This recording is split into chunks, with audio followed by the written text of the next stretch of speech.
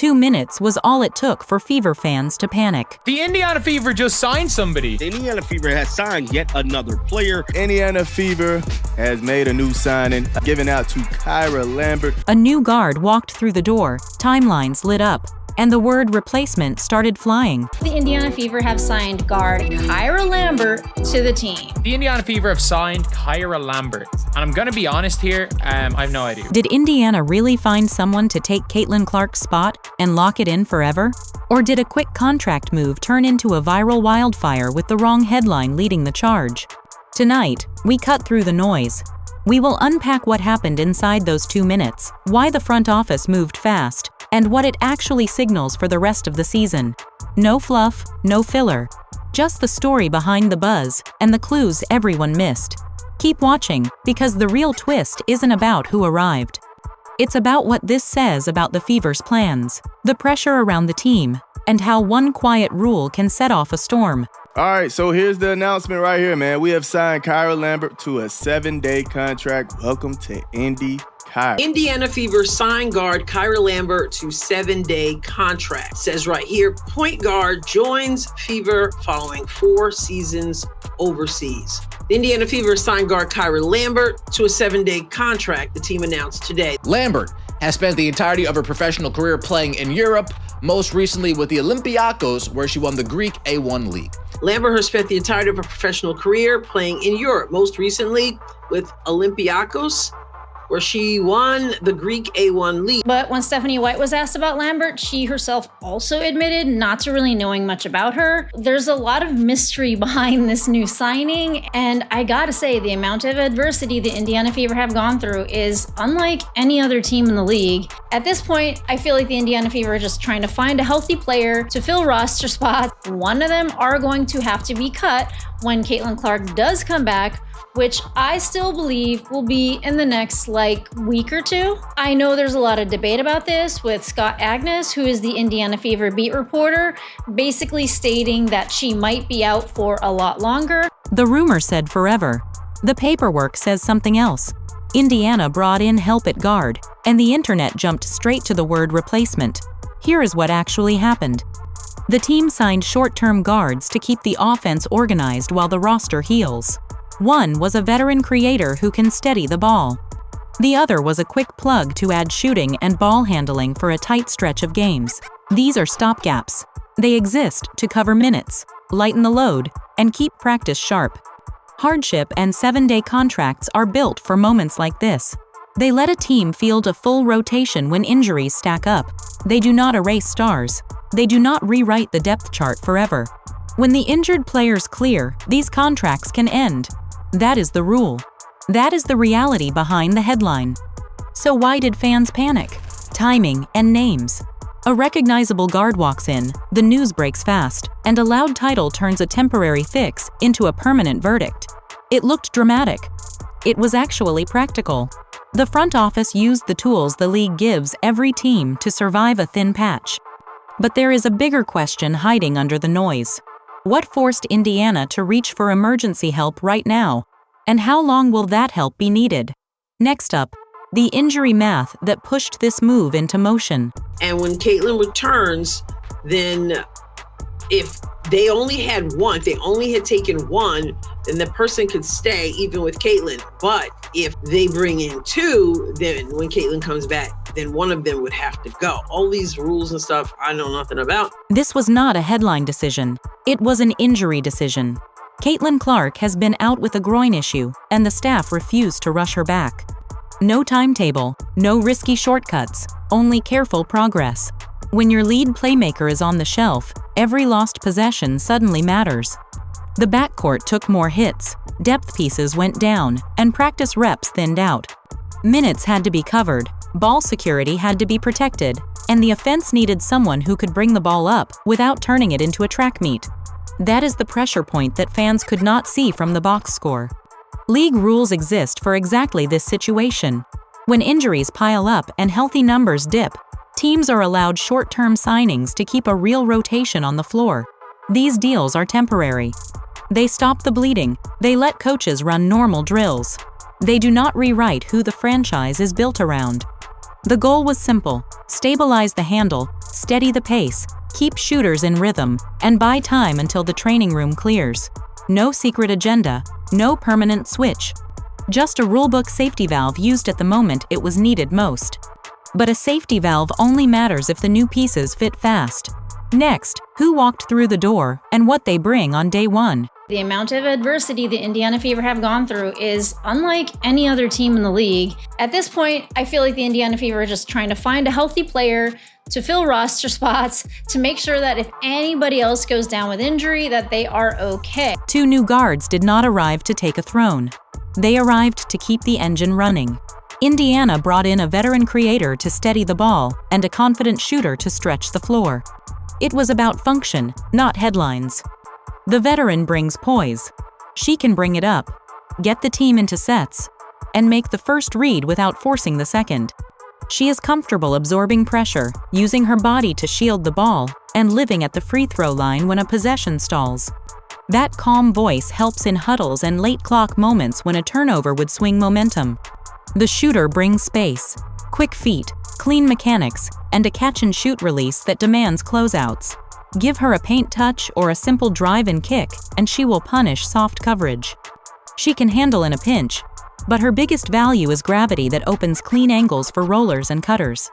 Together, they solve 2 problems at once. Ball control stays secure, and the spacing does not collapse. That lets Kelsey Mitchell lean into scoring instead of carrying every bring-up. It helps Aliyah Boston get deeper position and face fewer bodies at the catch. It keeps the second unit from turning empty trips into opponent runs.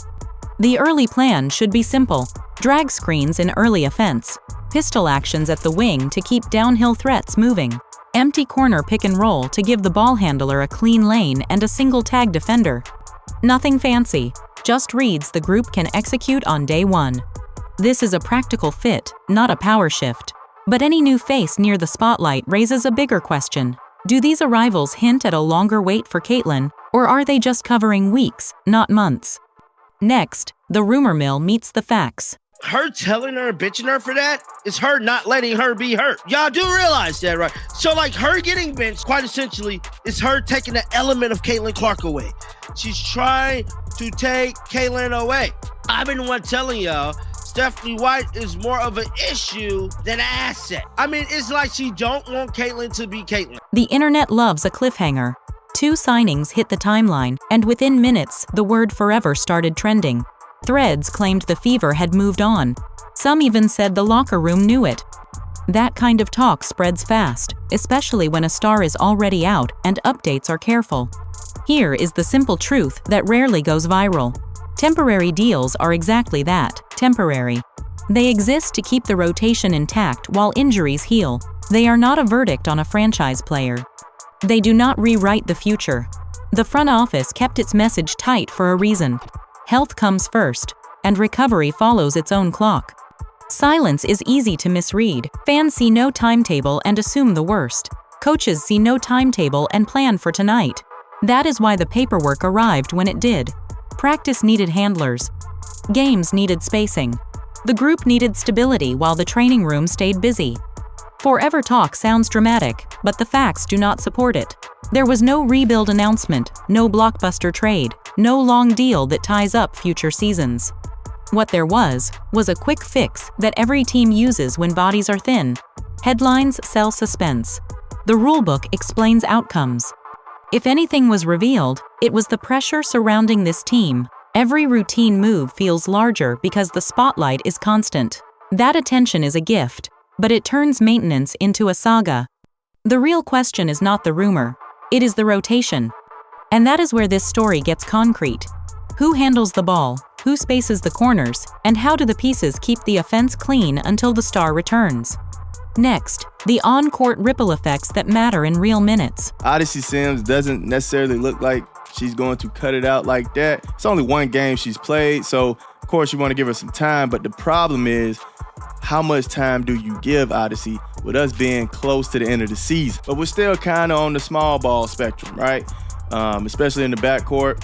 We have Kelsey Mitchell who's 5'8". Now we're playing with a 5'9". And honestly, I believe them making this move, Odyssey Sims might not be staying around. Here is where the headlines turn into possessions.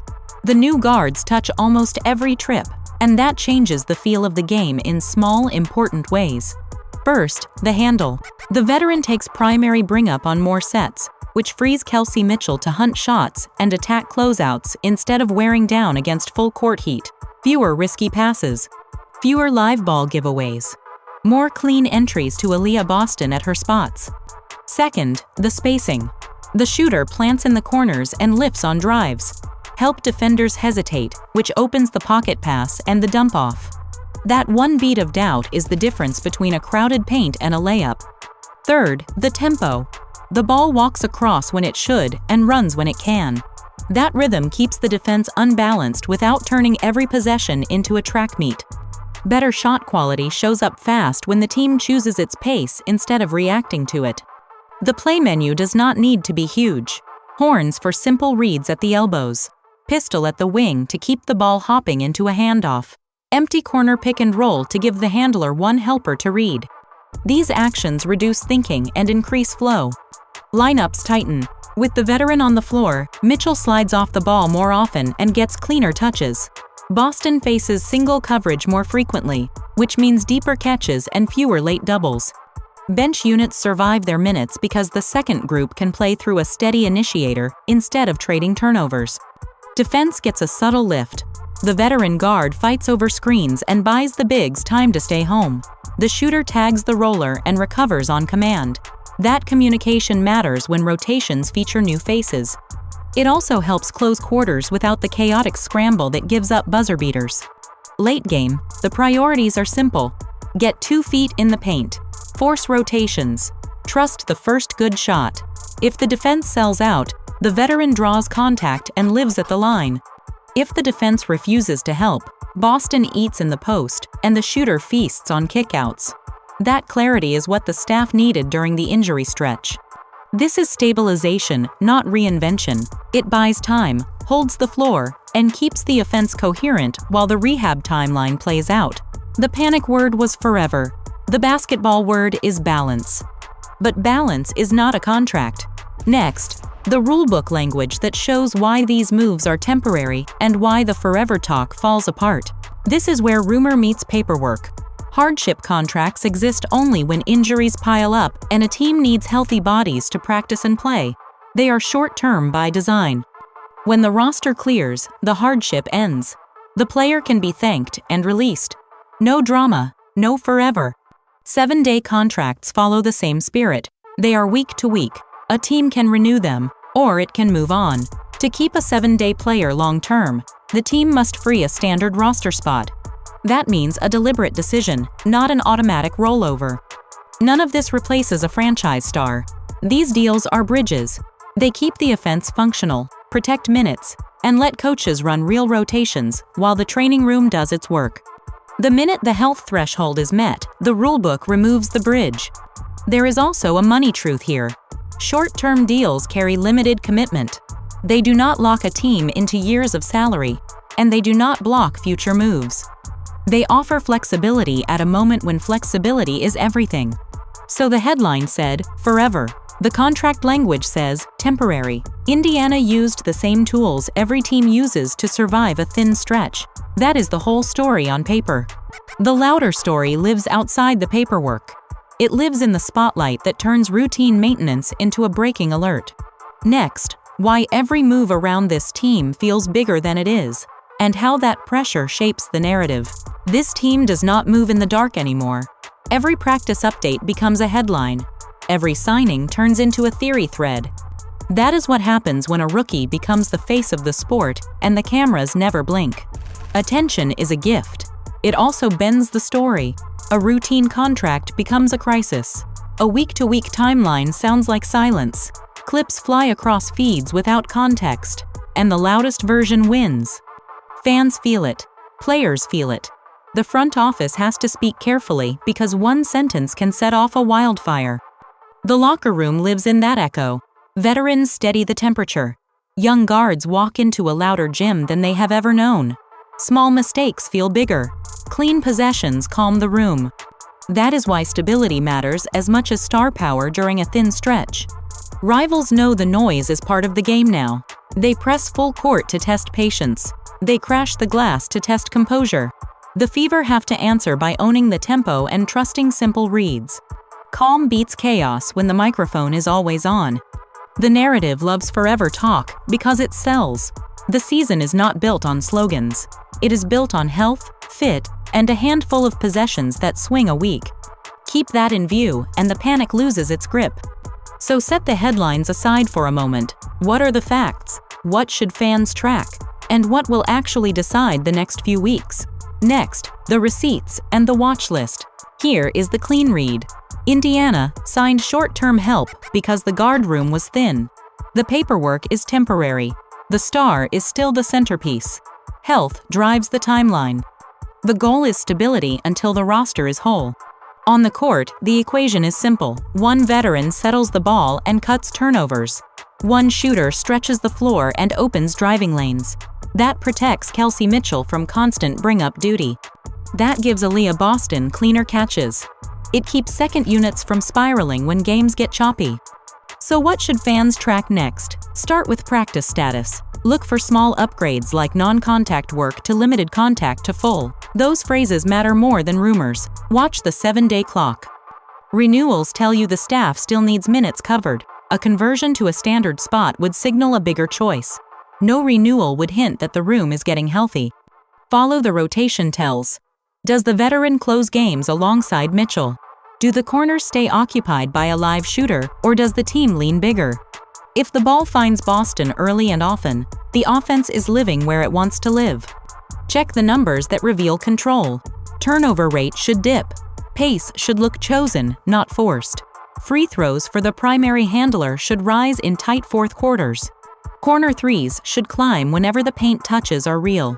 Keep an eye on language from the staff. Words like progressed and responded well beat any timeline guess. If updates stay quiet, do not confuse silence with setbacks. Rehab moves at its own speed, and the team will not gamble with a franchise piece. The headline shouted forever. The film and the contract speak in weeks. These moves keep the lights on while the plan stays the same. The real story is not who walked in for a few games. It is what the team looks like when the original engine is back at full speed. When that happens, the loudest take will fade. The results will speak louder than any rumor.